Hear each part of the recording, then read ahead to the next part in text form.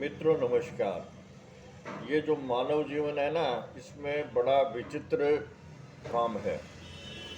इसमें कभी आदमी के खुशियाँ आती हैं तो कभी गम आता है। तो इस प्रकार के और खुशी और गम में आदमी को खुशी में तो बहुत ज़्यादा प्रसन्न नहीं होना चाहिए और गम में ज़्यादा दुखी नहीं होना चाहिए। कई दफ़ा ये जो तकलीफ है, कष्ट है ना, ये खुद के कारण नहीं बल्कि दूसरे के कारण आ जाते हैं। जैसे राजा राम के जीवन में भी कठिनाई आई। उनको जब राज तिलक होना था उस समय वनवास मिला, लेकिन वो उस बात से घबराए नहीं। उन्होंने और जो वनवास है वो भी बड़ी खुशी से और स्वीकार कर लिया। और पूरे 14 साल वनवास में बिताने के बाद में और उन्होंने रावण पे विजय प्राप्त की। और विजय इस ऐसी जोरदार थी कि उनकी कीर्ति आज तक इस दुनिया में है।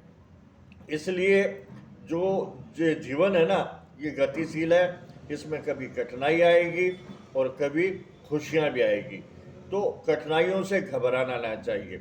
आप जहाँ हैं, जैसे हैं, आप अपनी स्थिति से प्रसन्न रहिए और आप अपने भविष्य के लिए मेहनत करते रहिए।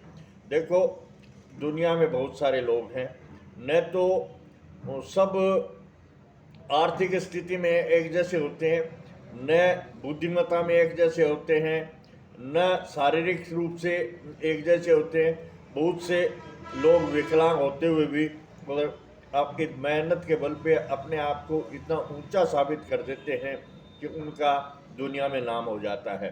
वो अपनी विकलांगता को विकलांगता के रूप में न लेकर के एक विशेषता के रूप में लेते हैं। तो इसी प्रकार आप भी कोई भी कठिन समय आए ना, उसको फेस करो। उस स्थिति को आप झेलो और उससे निकलो। सारे दिन समान नहीं होते।